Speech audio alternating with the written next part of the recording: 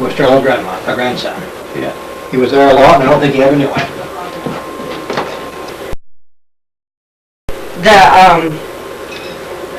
She also had, most of them served in the legislature, except I think she did, didn't she? Bessie. I think she did. No, Bessie was a little strange, I guess. Blanche did for one term. Yeah, and there was a Florence, I think. Blanche and a Mac. There was like 2 boys and 3 girls. I can't remember exactly. I should know it all. I did enough taping of it.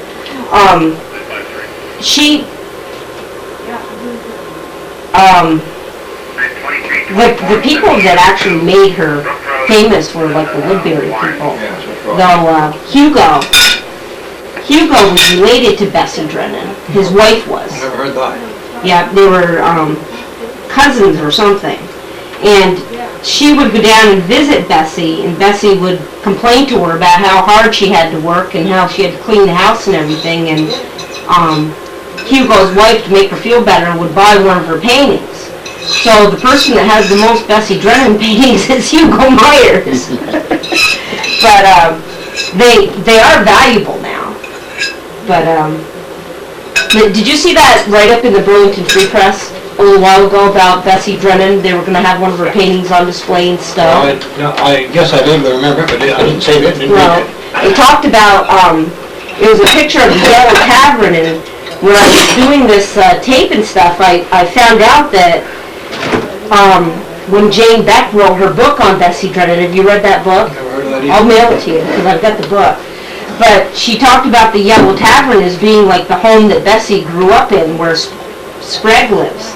And that wasn't where the Yellow Tavern is. The Yellow Tavern was over in Gilbertville, what they called Gilbertville, where John Gilbert and his brothers lived. And In Woodbury? Yeah. Never heard of that either. And it's been torn down. I guess it fell down and they tore it down, but the Woodbury people said, well, they think that where she thought that the Yellow Tavern is where Bessie grew up is because the house that she grew up in was painted yellow at one time, but it wasn't actually the Yellow Tavern. It was a different building. But I was gonna do some stuff with that, with corrections that were wrong, and then my advisor said oral histories are the way people remember them, and maybe this is the way somebody remembered it. Maybe you shouldn't do that. That was like misinformation that she got when she wrote the book. But Well, it's just the same as any newspaper report that you ever read that you know anything about.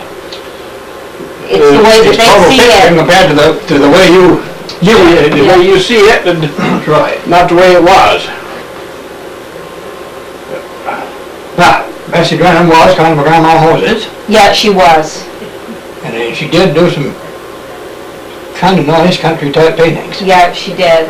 And she probably was 75 years old when she started, wasn't she? Yeah, she was.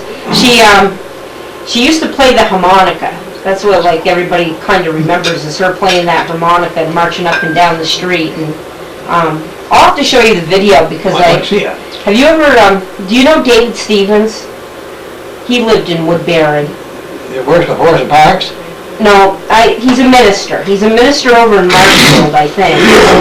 But he used to go over there and visit with them when he was a young boy. And one of her paintings, Gospel Hall, he's the subject of it. He's the little boy that's going into the Gospel Hall. And she painted that for him. And I did an interview with him, and he said that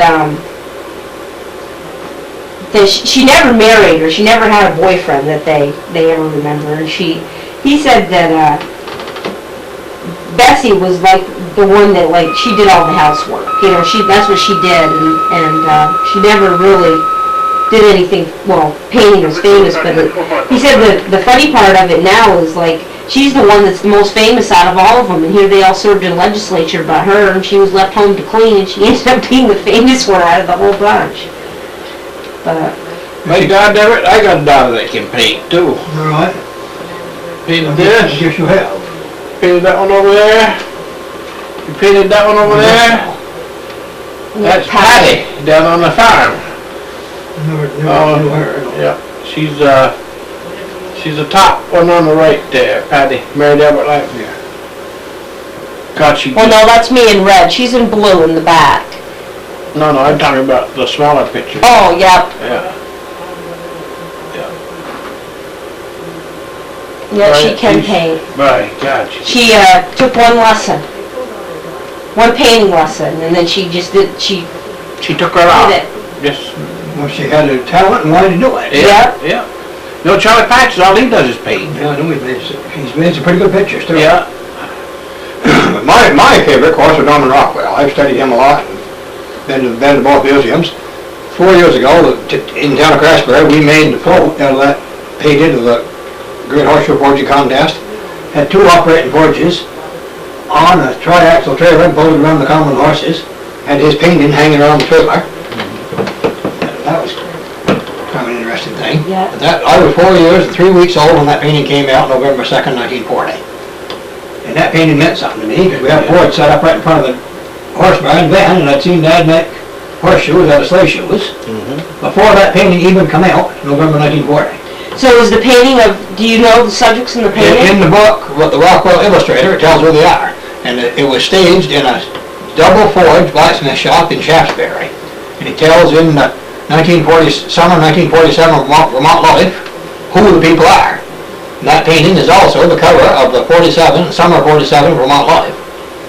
And Vast Orton wrote the piece that tells who they are, and all about them. And Tony and Jack Horley that was on that float were dressed just exactly like the people in that painting. Huh. Same color clothes, and we had this thing set just like the painting. So you live in Wolcott or North I live in Wolcott? Craftsbury, but Oh, Craftsbury. address is Wolcott. Trying to think who I know from Craftsbury. Of course, Irvin Martin. Did Phil Brown die? No, he was dead. His wife died. Year and a half ago. She was a little dark, the thin girl. Yeah, she was Raymond O'Meara's sister. Yeah. She and I went to school together 6 weeks in my first grade. Yeah. And she was 16 and quit school. And Yeah. I remember her sitting on the steps, would have been about the middle of October in 1943, telling me she was going to leave school. Well, I couldn't figure out why she wanted to leave school. Well, she said, I'm 16. Well, I said, what difference does that make? Why do you want to leave school? And I never got it through my head why she wanted to leave school. So how many years have you been logging, Everett? Started when I was 10 years old in Woodsound. But I ain't logged in for a couple of years. This winter I've been laid up all winter and I haven't done a damn thing. Hurt my knees back in December and now I'm having a hell of a time. Seems like vibrations in my head. I feel just like the inside of my head going just like that. I had CAT scans and EEGs and blood tests and they can't find anything wrong. It feels just like a vibration. A little bit like 2 boiler makers with 4-pound hammers hanging around. Yeah. I had this plate sometimes.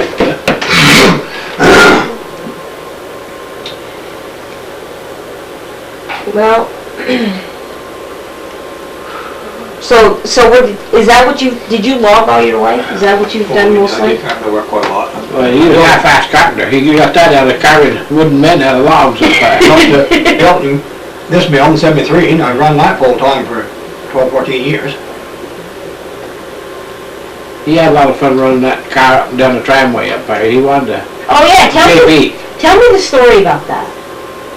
The Mount Washington story. Well, the only story was that the goddamn rail at the Highline Switch, the Skyline Switch they called it, was across the cog rack. And you've got 2 rails on the outside, just same as any train. You've got a cog rack in the center where this big cog wheel push off onto a side, and you have to have a hinged rail that crosses that cog rack. Well, the goddamn rail was left in place across the rack, and when the wheels hit it, it picked them right up out of the rack, and there was no control of the car. The brakes and the power were on them cog wheels, and when the cog wheel was decogged, it's perfectly freewheeling.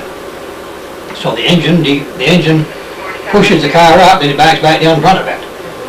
So the engine derailed first, and probably went 40 or 50 feet and fell off a trestle, dropped probably 6 feet across to it. The boys were burning quite a lot in the engine, but they lived through it. Then the car went right along by and went for 500 or 600 feet. Right on the top of the Jacob's ladder. Then the damn thing got to going so fast, it tipped over on the right and slid about 60 feet, and it pushed it. There was 80 people in the car, pushed them out through the windows and ground them right out. 8 people underneath me were killed just like that. And how, you 8 out of 80. I was 1 out of 80. And 8 of the 80 were killed. wow. I was right on top of them. How old were you when that I was happened? 30. Earl Brown Warren was with me, she was 27. Her baby was about 8, 9 months old. He never got a scratch. She got a compression fracture of the spine. She did come out of it all right, but she laid up part of the winter. I never got a scratch. Yeah.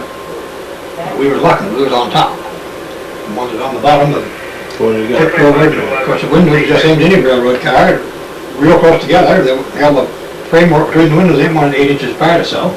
He just pushed them right through the windows and by the car slid in it. Looked quite a lot like a battlefield. What year did that happen? September 17th, 1967, at just about 5:30 in the afternoon. Beautiful, beautiful sunny day. The sun was still shining good when it happened. And the woman that owned the goddamn railroad happened to be standing down at the bottom looking up and saw it happen. And 3 weeks before that, she had a daughter killed with a horse trailer accident. Speak about that subject. Mrs. Teague, her name was. 10-4. Wow. That's something. Another thing to look, I think you also forgot to... The next fall, Shirley and I drove up there. We drove up in the car and walked down to where the site was. Probably ain't more than, it ain't more than half a mile on top of that, and probably not quite that far. Shit, it ain't 200 yards off of auto route, car road there. How did, did they have to like lug people off? Well, there was another train coming up anyway. So they took the passengers right off the train and began to load on the injured. Then they got another train ready just as fast as they could with mattresses and rescue people and sent them up too. But we went down, we came back down on the first car. And they'd already the hospitals, had an hour and a half or more to get ready. Littleton Hospital, Lancaster Hospital, one down in Meredith, and St. Johnsbury were all alerted. So there was, everyone was on duty and it run just like a mash-up pit. Littleton Hospital, I got the utmost praise for them.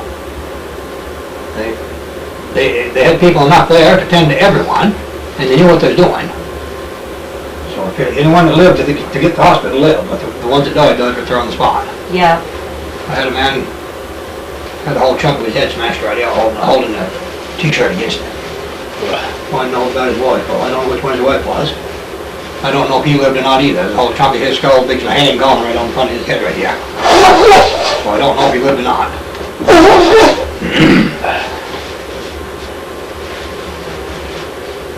Well, I don't think I'll ever go through You're safer on that. that than you are in a car. That run 98 years. We was the first fare-paying passengers that ever had an accident, and they never done another one either. Have you been up it again? I've been to it 3 different times. Well, I've been on the car and rode across the parking area and up to the base station. I ain't never rode it up again. I don't know what I want to, but there's really no reason to be any more afraid of it. Not as afraid as it is you and I drive through Drummond. Yeah. Well, accidents do happen. Boy, somebody's watching out for you. The tramway came down in France about 10 years ago and the whole thing people killed too. So any mechanical device can fail. Last Monday down here with the boys, I was putting a block of maple and a goddamn piece flew off that footer, struck me right there and knocked me right almost completely up under my eyes. So any kind of accident can happen. It knocked me all over that because I'm another log up the back. I'm telling you boy, if you got a goddamn cylinder that's that big with a rod in it that big with about probably, I don't know, when that block popped, it didn't just separate, it flew. Yeah. And I happened to be on the receiving end of it. But it's lucky to get me there instead of on my nose too. Did you grow up in Craftsbury? Well, yes. We've been where, well, our family has been where we are since May 1990. Well, I actually was born in Walker over on the other hill where Dave Holton lives. Miles' uncle and Aunt Moses and Elizabeth Mills lived there. And then we came back to where we are for a year and a half, and then Dad and Mom moved a mile up the road in Hyde Park where George and Ash built Nashville. We were there until the spring of '43. Came back down where we are. I've been there since 1990. Did they farm? Did your folks farm? Dad young, he was 70 years old, 73.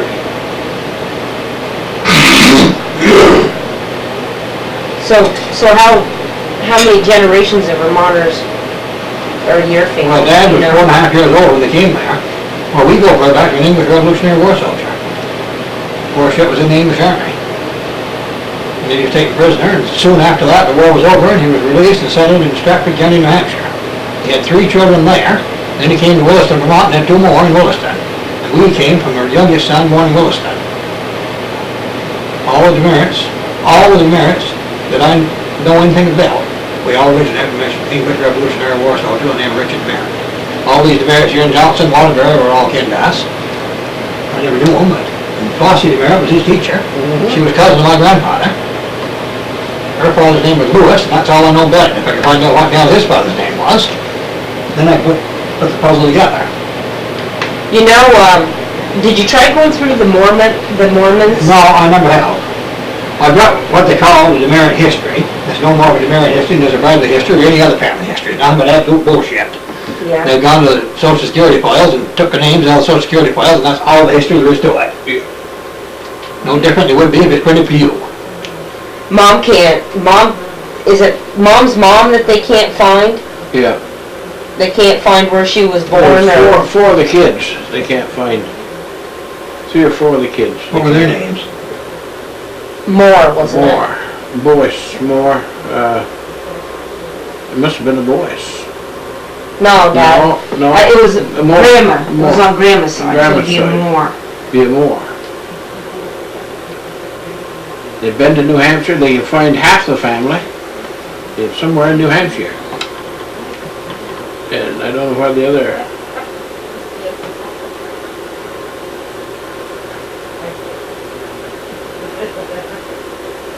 Well,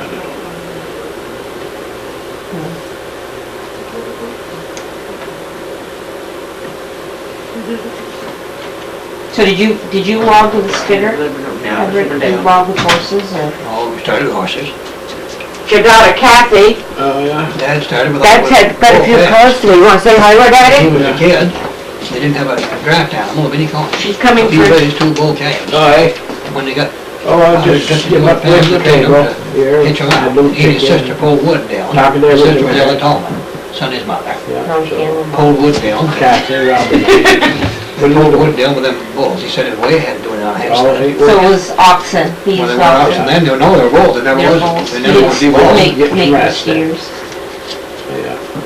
When they got bigger, we got one of them so we could drive it in the sleigh, in the shafts in the sleigh. He used to drive it to Norfolk up to get groceries. You are. Howard Bailey was a little boy then. He threw snowballs at him and scared the damn bull, and he ran away with him. That said I never forgot that. Don't think I would either. When he was Well, about you, 17 years old, he bought a horse. You don't have to go John over and LeClaire. say shopping. John LeClaire was Bud LeClaire's uncle. He lived where Kenneth Stearns No, that's is. right, because, you know, Dad didn't have a damn cent to pay down on that horse. 'cause, I don't really need Let him that. pay it just. Well, He said to pay for it too. Yeah. next week? Well, everything's going good then. Okay then, now let's start the room again. Dad, Yep. Dad bought me a horse when I was 13 and from Irvin Martin Yep. up there in Craftsbury. I rode there every 5 years on the bus. Yeah. Had a cigar in your mouth all the time. When the spring of the year would come, there'd be a pile of tobacco about 60 to deep before I hit the bus. Want wine? It's okay. You know, we had them horses up on East Hill. Gonna read mountain, he had a bunch of mares. Yes, he up did, there. yes, he did. I'm here.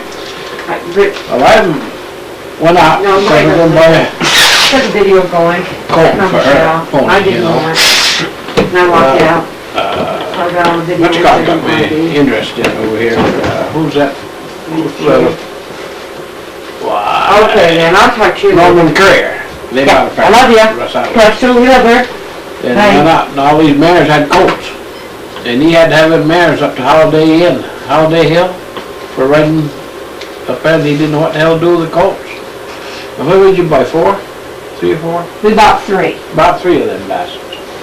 Just 6 months old or so? 6 weeks. 6 yep. weeks. One They day like a lived. weed then. No, we they fed him weren't. with a baby bottle, milk replacer. So, I bought him and, we brought him home and we had a son of his time. She had quite time with him. Finally, she went over and got some milk placer over here at the gristmill, and she used to stay out there. Christ, one won't do well, the goddamn colts would be fighting to get into that dish to get their milk, you know. And Everett come back, and him and his wife drove in one day, and she says, how's them horses? Well, I says, they're right here. Jesus Christ was fed them milk, and they were running around kicking the heels up. Well, everyone says, boy, Jesus says, that's a miracle, he says. And I says, what do you mean miracle? Well, he says, you know, 9 times out of 10, them horses, them colts would have died. I said, this goddamn good time tell me about They it. would have, had a milk replacer. Still got one, she's 27 years old. That's right. Yeah. Yep, And best horse you'd ever have. And the goddamn horse, well, they're supposed to have a line contact in the milk, see? In order to Oh, I live. don't care. And, which that milk replacer didn't have. But by God, they got enough stuff so that they come right along. So they wouldn't weigh about 120 pounds, is all you got, huh? Oh, Jesus Christ. No, you can pick 'em up. 50 pound. Is that No, right? they only were like Oh, this big, goddamn, they're only a little teeny like fat. a calf. Like a cabbage, shit. And all 3 of them live. Yeah. Yeah. Got all 3 of them. Well, yes, but they had loving care with her. Oh, she was out with them and buying the milk. and We sold grazing. 2 of them. Yeah. We, Give them away pretty there. yeah, and we kept Trudy. And then, tell what happened when Trudy died when I moved to Colorado. Oh, Jesus H. Christ, she... The horse went almost boiled. No. But she moved to Colorado and I told her. I said, by the son of a bitch, you're out there living. I ain't gonna take them horses and take care of them. I said, you come home, take care of your horses, and you'll take them out there one or the other. But she said so. So I sold the Trudy mare to a fella in, Pam Climate, you know Pam up here? Well, Pam bought it and gave it to her sister down somewhere in the southern part of the state. So she come back, no Trudy horse, that was 10 years later. No, I came back like about the same year. What he did is he told me that she wanted to buy it. This is the way I remember it. That she wanted to buy it, and I said, well, because he was chasing them. They were getting out on him, and he said he wouldn't have any better home, so I said, go ahead and sell her. Oh, you wouldn't then? So he- Nice home. He called me up, and he said, well, they came and got her today. And I said, what do you mean they came and got her? He goes, well, I sold her. And I said, well, you knew that I didn't mean it.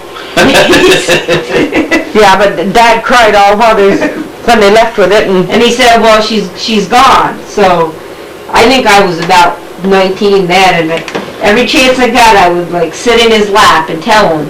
I still sit in his lap. Give him a kiss and say if there was anything that I could ever have in the whole world, I'd want my Trudy back. So about 10 years ago, Yeah, somewhere along there. More than 10. yeah, it must be, came up to the house with a horse trailer, and he told me to get in.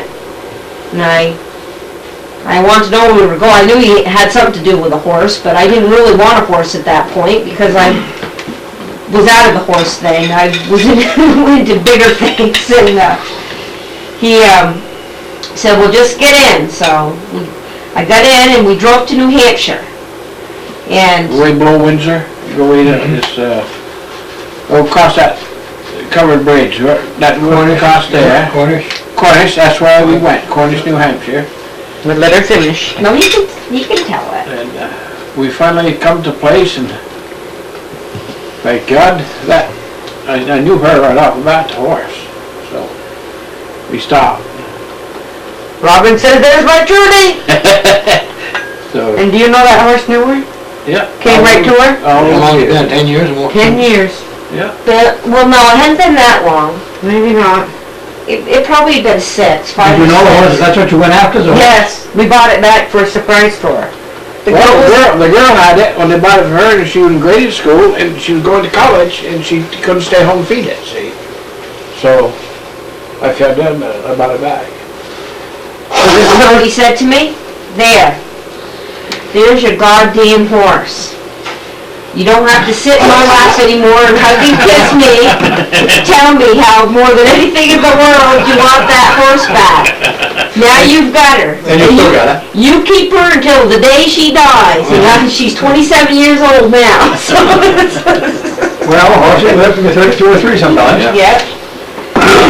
Well, that one is more, she keeps the light on, she'd keep the light on at night so it would know where it was. I mean, it's more than a horse though. Where you got it? Where do you live? I live in South Woodbury. I live over in Cranberry Meadow, over near Cranberry Meadow Pond, Oh, I've never heard of it. Nelson Pond.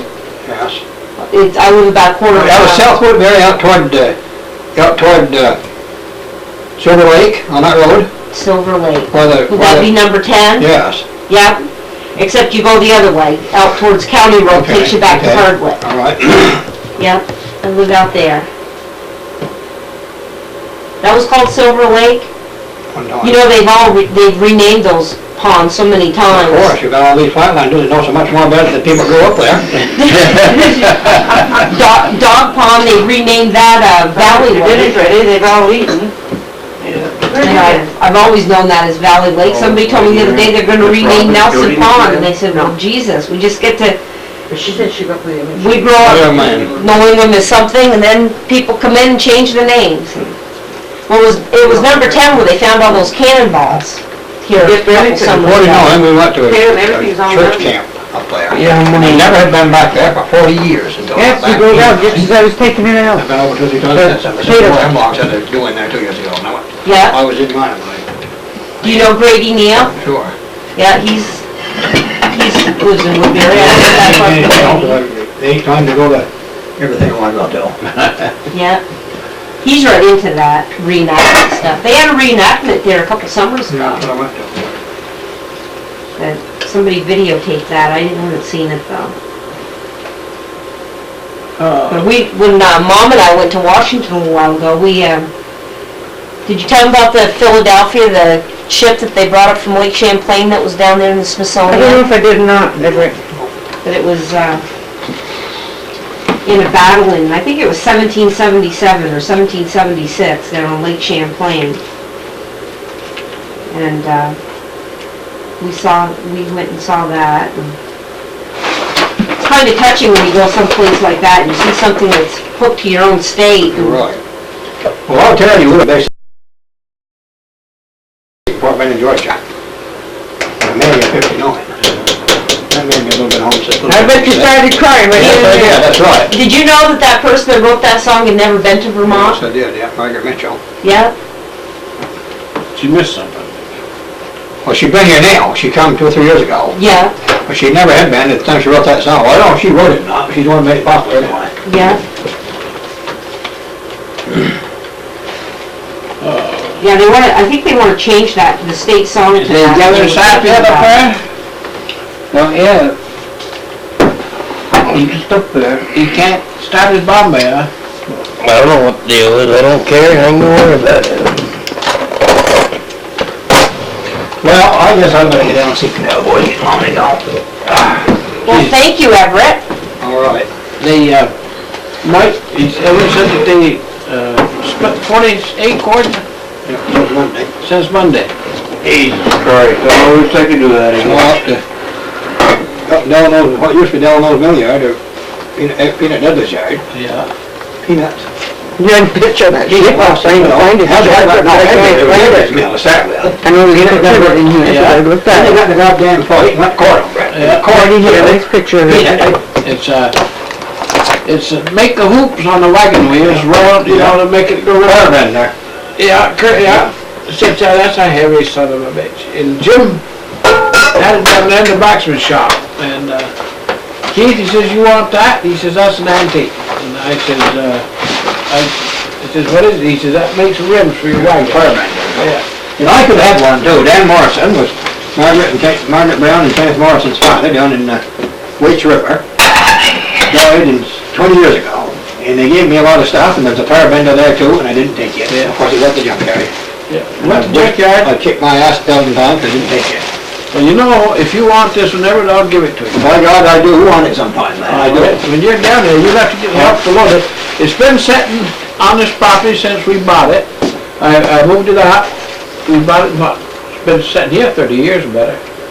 Well, I do want it. And another thing that I want, one of them, they call them mandrels, them cones that they made rings on, I can't find one of them either. It's good, you remember what they are, them cones that used to be in the bicycle shop, Yeah. that's what they used to make shape of rings on. They're scarcely hinge teeth now. Well, this here, I just, did give it to me and I've kept it, you know, I was gonna take it down to, Shelburne Museum. They've got one there too down there. Well, they weren't even interested in it. Is that right? No, I tried to talk to them when I went down there. they're not interested, they got a lot of, Yeah, but you was gonna give it to I'll them. go give it a goddamn thing to them. But they got one anyway. Yeah, they have one there. But I got their catalog of all the tools they've got in the shop, and the whole thing about it. Now, Laporte, there used to be the bicycle, can you remember him? Why, yes, Jesus Christ, he shoot horses right over here in Blackburn. Where was his shop? Right here at the end of the bridge. Used to be an old big building right there, lead down over the river, with his black shop right there. On this end of the You bridge. did a good No, job on much there. further. I don't have a lot of this. Well, I'm glad, 'cause he, Where the fire station is. But it was up next to the sidewalk and back. sometimes when you've got the time, would you do Yeah. out that Grandpa's Civil War thing for, and give it to everyone? Oh, yeah. Just give me your address and I'll do it and I'll mail it right out to you. There's a card right here. You got one? Yeah. So what'd you say your, oh, you got a card? Yeah, I'll do that. He wanted for a you. copy of it, and I told him I'd get him In one. fact, I think I have an extra copy of it. I'll just mail it to you. In the spring of '81, Vermont Life has a piece about us in it too, you ever see that? Spring of '81, let me write it down. But, About you? Yeah.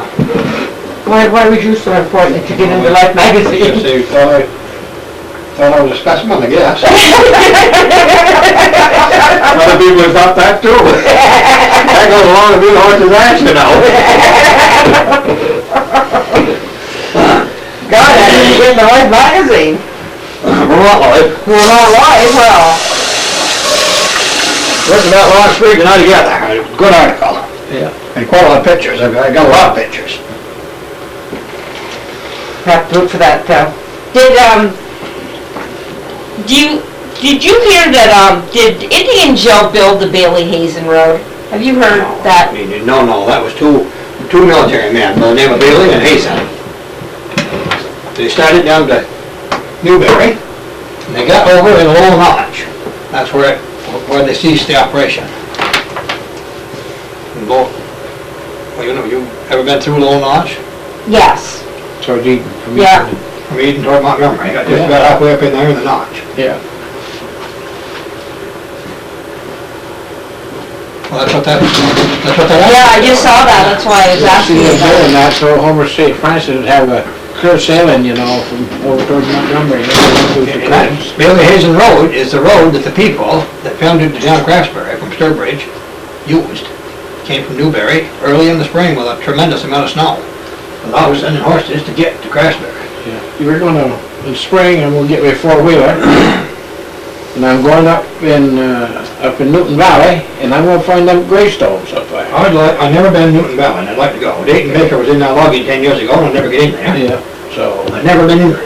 Jump on back of his machine and go with it. Can I go with you? No, well, I'm gonna have a four-wheeler. Well, I'd go with you if you felt like it. Bob, maybe I'll go with you too. What are the gravestones of? I don't know. My great-great-grandfather's buried there across the Civil War. It's a Civil War graveyard.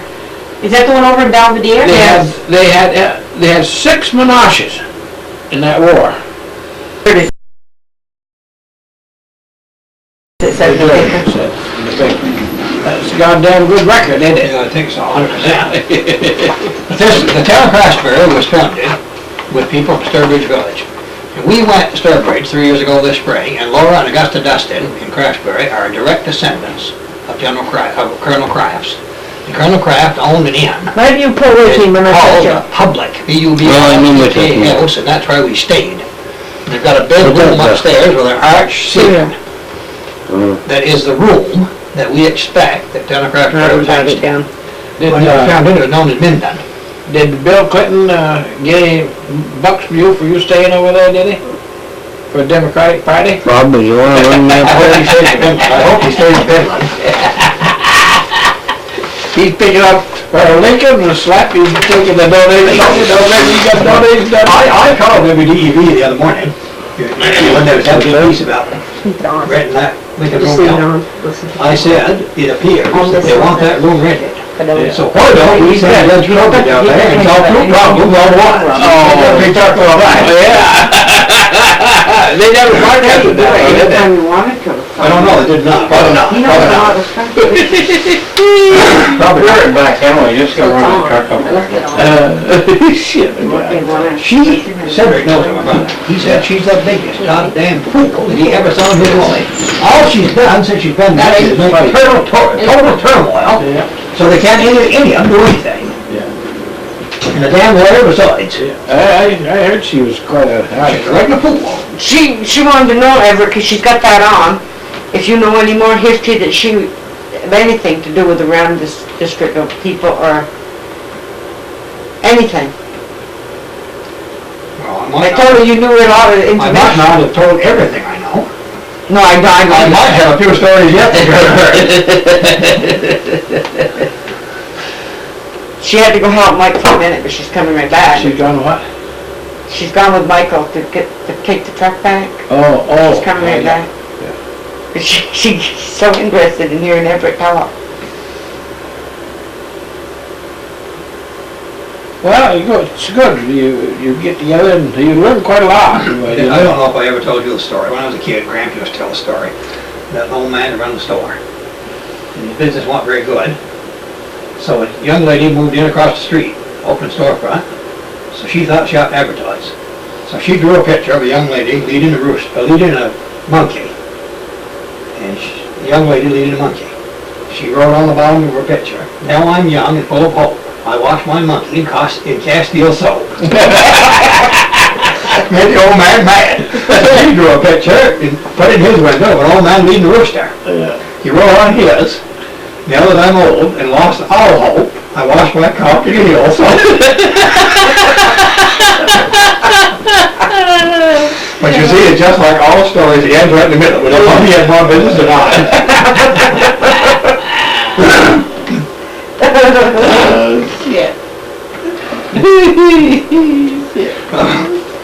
She said there was a lot of this information she did not even have pictures and stuff of. I don't know what you're referring to. Well, they skinning that right off down there. No, it's Dave Marvin's land, no, it's all marked like a cat. I just wondered, looks pretty thin into there. Well, I don't know how thin it is, but it's marked timber. There won't be none down here where I cut for a long time. He cut it right down to 4 inches. Coin, Everything. whose land was it? Earl Morris. That's where Tony got it? No, what's a fellow from work, used to work for Tape Trail. Cut it. I cut it. Jesus Christ, I cut that off 3 different times. These I got some off timber out there.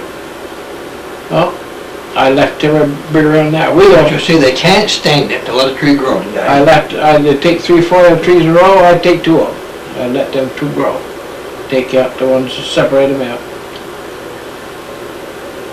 What a fucking shame. Well, it is. There ain't gonna be any timber, because he won't let anything grow. You know that boy didn't pay over $30,000 for that 100 acres when he was going to college here, back years ago. And when I went in there, I took out over $300,000 the first time I cut. And I didn't touch none of the hemlock, because hemlock ain't worth a shit, see? Nice deer yard in there. Now, where's the lot? Well, right in front of my boy's store. Okay. Right there. Right in the village, right there, so. I didn't cut the hemlock, and there's some pretty nice spruce that I didn't cut. You know, once in a while I'd hit a big spruce, it was 2 foot through, I'd knock her down, 4 or 5 logs, nice one. So, ended up, I don't know how much that man made. He's made over 150,000 on that, three different times I cut it. Now they paid us $28,000 to start with it. Now in 10 years' time, he'd have gone right back down there, and he'd have cut another $150,000. But you see, that's the greed factor. Destroy it, so there won't be anything there for another 50 years. Yeah. That stuff that I cut, after I knocked that out around there, that point of jumping a half inch on each side. Yes, it can in good growing conditions. Yeah. If a tree is 16 to 20 inches through, it can grow half an inch on the Yeah, other. you can look from the top of that bank, look the whole lot all over, and see if deer couldn't hide in it now. Not, Well, that kind of stuff makes me mad too. I left pine up that upper corner. That wasn't cut, I left that. The second time I left, the third time I cut in, and I cut about half of it. And I left pine bigger than that goddamn wheel in there. The nice sandy soil, you know, Jesus, the sun come in there. I hate to go up and look at it. But think of a tree 16 inches through is growing an inch a year. 10 years is 26 inches. I can't understand it. No, I don't understand what Earl's thinking of. Money. Yes, that's right. That's right. That's all these kids. But you see, the sad part of it is that somebody new's got to pay taxes on that land for 50 years before there's any more return on it. That's right. He'll never sell it for lots because, I don't think that anybody'd want that up in there. I don't know. Well, I guess I better go and see if that one get long enough. But you can check on them every Well, I'd like day. to see that thing work myself. Jesus Christ, I'd get out of it. I ain't don't daddy get Well, out. no, but they'll have it back up in the yard when it warms up. They've got 60 cord in the yard at home. Yeah. When you buy a truckload, with a truckload. How much they sell their wood for? Well, they don't want to sell it this dry. They're going to dry it, and they're expecting $120 cord for it. Yeah. So they don't sell it when it's wet at all? No. Well, they would a little bit, but that ain't, they don't want all. There ain't enough profit margin in it to sell it green. You know, back here a while ago, when I was starting logging, I used to bring the wood and all out.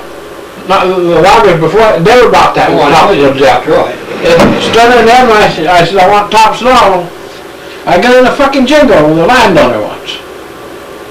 He says, well, you didn't buy the tops. I said, I bought the fucking logs, didn't I? And the tree hits the logs. I said, I can't leave them let them rot there. Well, no. But he wanted me to pay him so much more for the tops and stuff. Finally, I'd just nip off the little branches and I'd take the rest of it to header. I don't know, I bet you I've had 100 cordwood out here. Oh, yes. Piled up, filled up. No, we pull it all since you got Skinner. Yeah. The wood is worth pulling when you're already hitched to it. Why, sure, Jesus You ain't Christ. making a special trip for it, you're just bringing some of it along with logs. You bring along sub-mate trees, you may have a couple of hardwood in there, 2-3 spruce or so, or what? And you might have a run of wood. That's right. Run of wood's $25. That's right. What kind of skinner you got, Everett? 225 timberjack. A timberjack. It's a 64, it's an old machine. It's in good shape, we've done a lot with it. I sold it to Charles 2 years ago. Yeah. I bought it, he got into the woods the 19th of January in 82. We pulled more than 6 million with it, probably. Jesus Christ. I pulled a lot of timber. My God. Everett, I made myself, one year, I was flat on my ass, and I said, next year I'm either gonna go make it, or I'm gonna go run it around my ass. I got 5 or 6 jobs going at once. Yeah. I said to myself, either I'm gonna make it, or I ain't gonna make it. I had Leo St. Cyr working for me.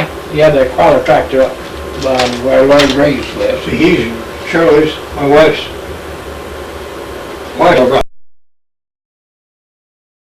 Yeah, well, he worked for me there. Leo's one hell of a nice Good man, guy. a good man.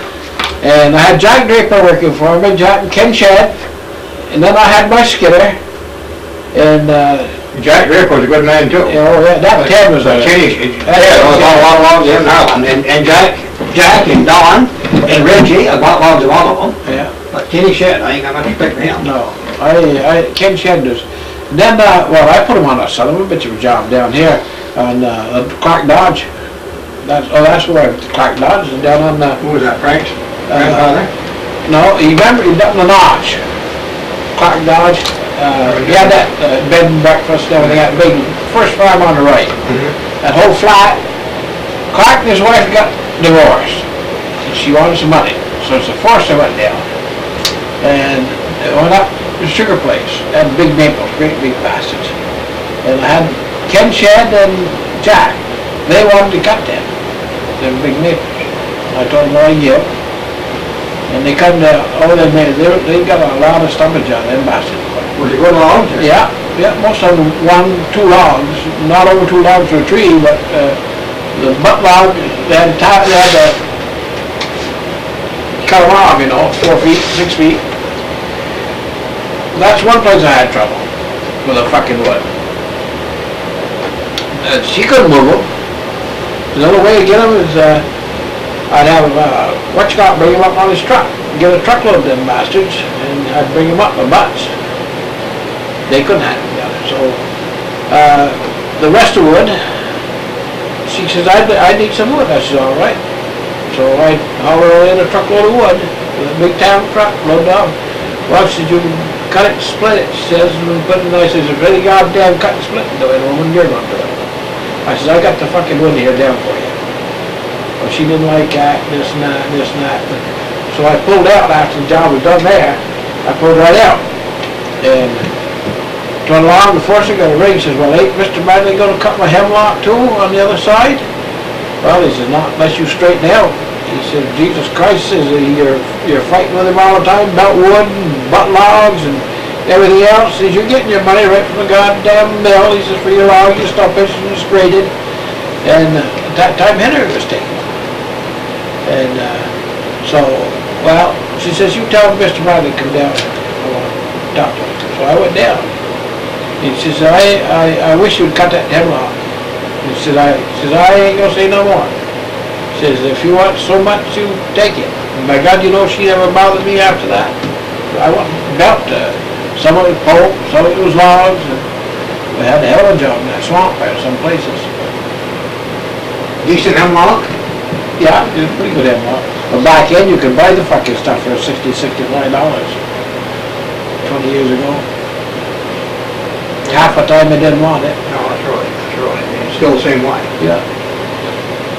Still the same way. Well, I guess I better scat. Well, When you get feeling better this spring and a nice day, I'd like to go and get better with you. I've never been in Denver, Yeah. Stand with me, all along out of there. 55 years ago for Roger Newton. yeah. And I ain't sure what maybe Roger's family is where that name comes from.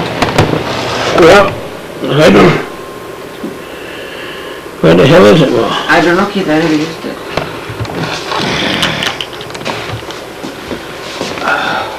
Well, she said to me, Robin says to me, oh, I'd like to really think of what I want to ask Everett and ask him. And I says, well, you better write it down and someday. Well, I'll talk to her anytime, Yeah. anything I know about. So, she said what she's going to do is think about what she wants to ask you and then ask you all about it. I probably know more genealogy about most people than most anybody else around. She's quite a girl. I believe you're right. She's really interested in, like you said, how many kids today are? how many kids today? You got 3 kids, and going to college and working, scrubbing the dorms down there and make it through. And I think she's doing all right. She wants to learn something, she's going to too. Yeah. Well, she goes to college down to Goddard. She was chosen, but she's worked there 9 years scrubbing, she's a custodian. So her college, she does at home. They assign what she's got to do. She does it at home, and she writes everything up, and she's got a computer, and then she turns it in, then she gets marked. She can't go to classes because she has to work and support the 3 kids. She's got one of those deadbeat fathers that doesn't want to pay her anything. She's had it really rough. That's real problem. Yeah, real problem. Yeah. I can't understand it, Everett. I've always told my kids, my son got divorced, Keith Jr., and I've always said to him, if they're your kids, you support them. I don't care if you get divorced or what, if they're yours, you support them. I agree with that theory. And my son supported those 2 boys until they were 18 or out of school.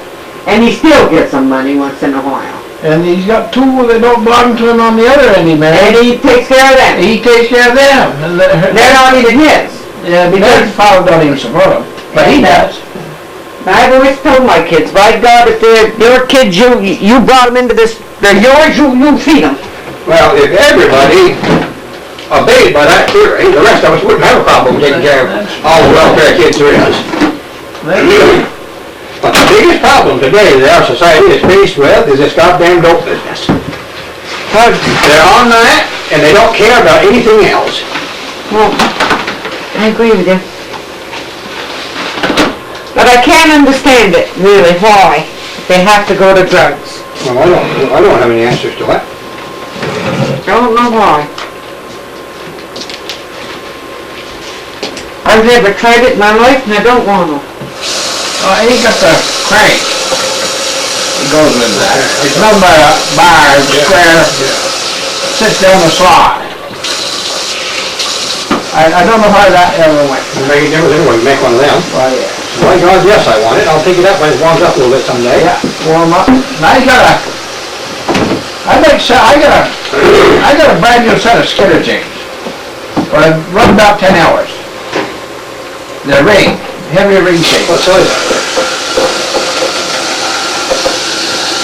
They go on a John Deere or anything like that. They went on my case. I had one ring. But I put them around my case. But the trouble with the son of the bitch is there, you can go places, boy, where you shouldn't be with it. I had them on about 10 hours up in the hollow, up in the mountain. Keith, this light is still on. Put it on off there. Up on French Hill, Blue Hollow,